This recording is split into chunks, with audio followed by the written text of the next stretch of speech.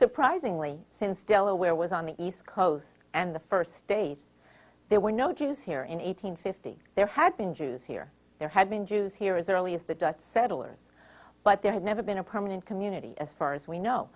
So in the 1850s, people began coming from Baltimore and Philadelphia, and these were family members, younger cousins and brothers of families who came to try business here. They tried in the early 1870s to organize a community, but there wasn't enough interest.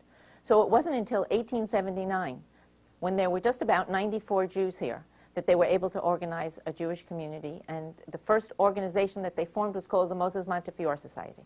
Moses Montefiore was a British Jew, and he provided aid to all kinds of Jews throughout the world. So this was all done in honor of him. And that was an organization that was a benevolent society, and it was to give aid to all people, Jewish and Gentile. The Jews were always anxious to be good members of their community, and so they gave money to anyone who was in need. It also was the first place to establish a synagogue and a Hebrew school.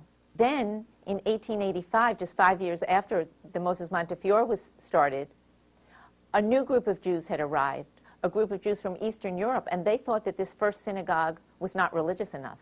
They wanted something that was more traditional. So they formed a synagogue called Adish Kodesh, which was much more orthodox in its leanings. What was interesting is that Adish Kodesh, the more religious one, built a much more expensive, much more elaborate building. It's interesting because they were the people with less money. But the people who were the real businessmen in the community and who had more money built a more modest synagogue.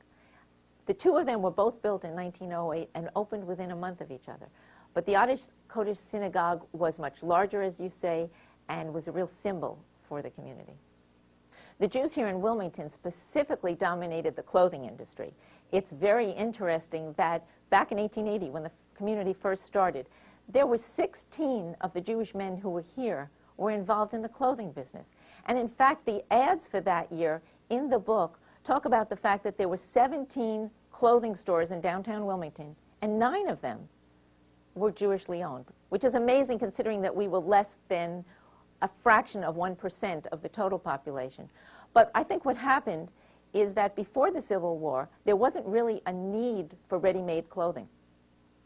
And during the Civil War, it became very obvious that we needed that. And the Jews were people who were primed to go into a business like that. You think about a risky business, something brand new. It's your newest people who are looking for a source of income who are going to go into that field. So the Jews were primed to go into it, and they did all over the country, but specifically here in Wilmington. And what you began to find is that these people who owned the clothing stores would then bring in cousins and brothers and all kinds of relatives and friends to work for them. And that's really how the population expanded a lot.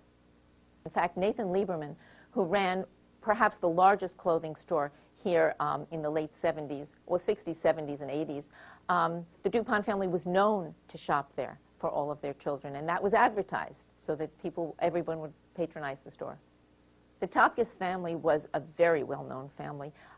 They came here in the early 1880s. That family became so prominent because they had 6 children, and each of them achieved important things.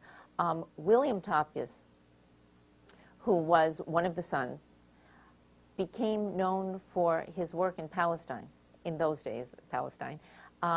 He actually went to the country, the land of Israel, in 1923 and made the first movie that was supposed to attract Jewish immigration to Palestine. He was a representative to the Zionist Congress. Louis Topkis was the president of Adish Kodesh and the Adish Kodesh Center for many years. The Topkises had an underwear factory where they made a lot of money, but then they were the first to go into the movie business. In the 1910s, they did a lot of work in the movie business. In fact, William Topkis might have ended up as a partner of Samuel Goldwyn. He was a friend of his, and they were in business together, but then William Topkis got ill early as a young man and died in 1925, but we have some correspondence that indicates it might not have been Goldwyn Mayer. It might have been Goldwyn Topkis. I studied the Jewish community here between 1879, when it began, and the early 20s, when the immigration laws changed. And in that time period, Wilmington was very, very accepting of the the new Jewish immigrants.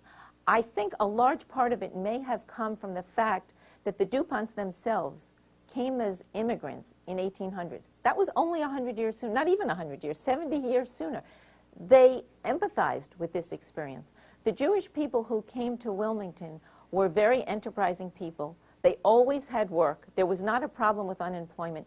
They took care of their own. As I said, from the beginning, this Moses Montefiore Society helped them, helped non-Jewish people, but also Jewish people, so that the Jewish people weren't seen as a burden on the society. When the Hebrew Aid Society was formed just before the turn of 1900, they had a ball, and they invited the bishop to give the opening address at the ball, and he did so. And he said, I do it because I recognize that you give to all people. When you have a charity ball, you don't just give to Jewish people. So because of that sense of the Jews being good participants in the society, they were treated well. I think part of it has to do with size.